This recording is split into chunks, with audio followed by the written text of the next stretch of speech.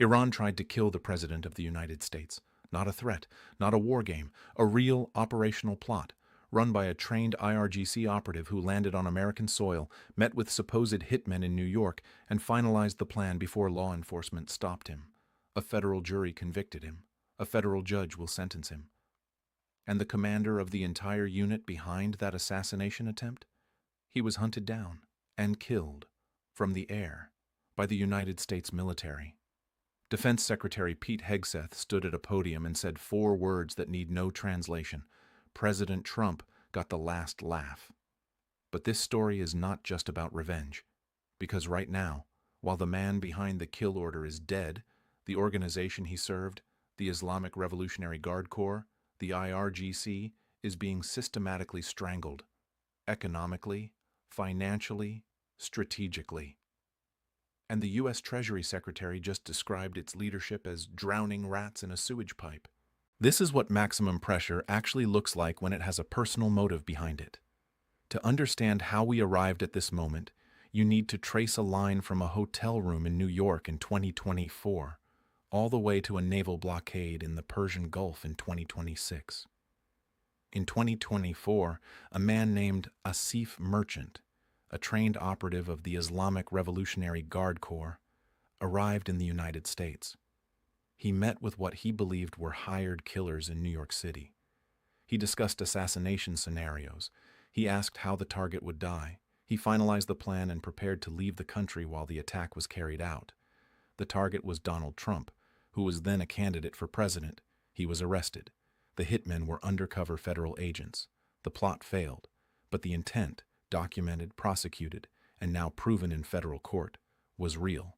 The IRGC sent an operative to American soil to kill the man who is now President of the United States. Trump has spoken about it directly.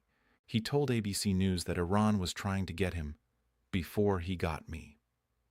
Those words matter, because what happened on February 28, 2026, when U.S. and Israeli forces launched coordinated strikes on Iran, killing the supreme leader, destroying military infrastructure, and detonating a war that is now in its 3rd month, was not purely strategic. It was, in Trump's own framing, personal. And now, with that war in a fragile ceasefire, with negotiations stalled, with Iran's economy in what the Wall Street Journal is calling a death spiral, the United States is not easing the pressure. It is hardening it. Specifically, surgically, aimed directly at the IRGC. Let's talk about what choking the IRGC actually means. The U.S. Treasury has made it clear. This is not diplomacy. This is a siege. Iran's primary oil export terminal, Karg Island, is nearing storage capacity, meaning oil that Iran is producing has nowhere to go. It cannot be exported. It is sitting in tanks.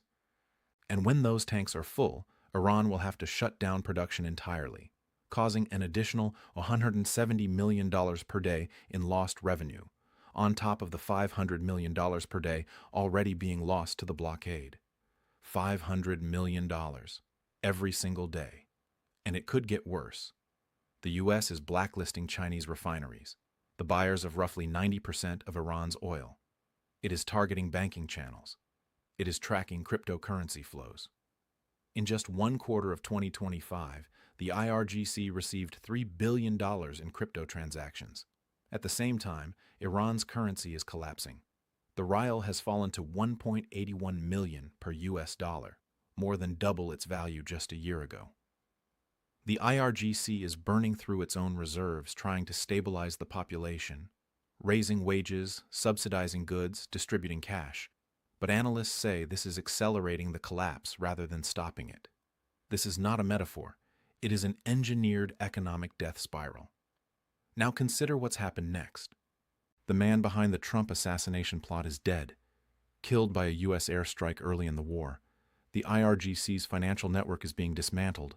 Trade with China has dropped sharply. Millions of jobs inside Iran have been lost. The organization is losing money faster than it can replace it. At the same time, Iran is responding. When a U.S. warship seized an Iranian cargo vessel, Iran launched attack drones at American forces. Not a diplomatic protest, not a statement. Drones. This is the position the IRGC is now in. If it shows restraint, it looks weak. If it retaliates, it risks destruction. There is no good option left. And yet, something else is happening beneath the surface. Iran is accelerating a shift away from the US dollar system, using cryptocurrency, Chinese currency, and informal networks to keep money flowing. Other countries are watching closely, asking whether dependence on the dollar is becoming a vulnerability.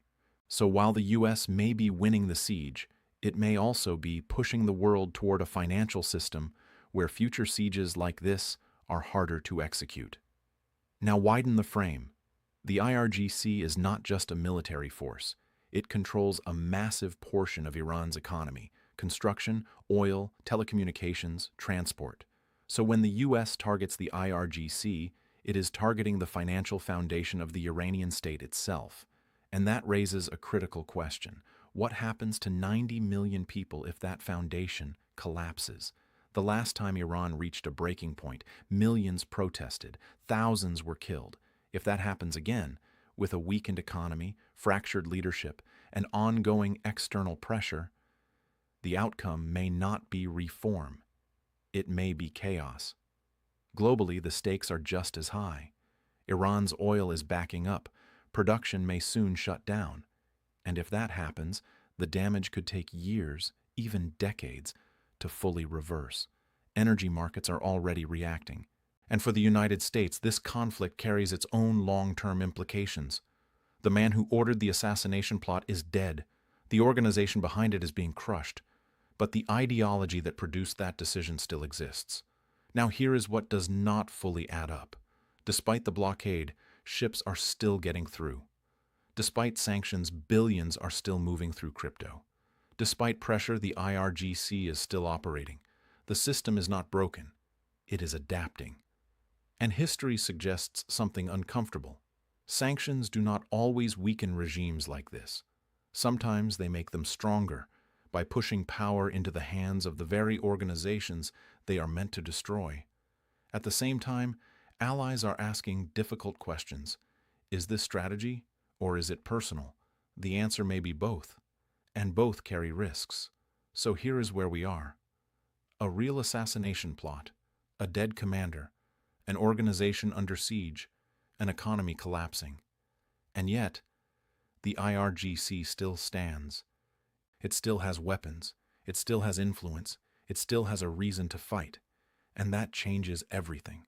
Because a cornered organization is not the same as a defeated one. The blockade is tightening, the pressure is increasing, the losses are mounting. But history always asks the same question about sieges. The side being choked knows exactly what it is fighting for: survival, revenge, ideology. Does the side doing the choking know what happens next? And the world is watching.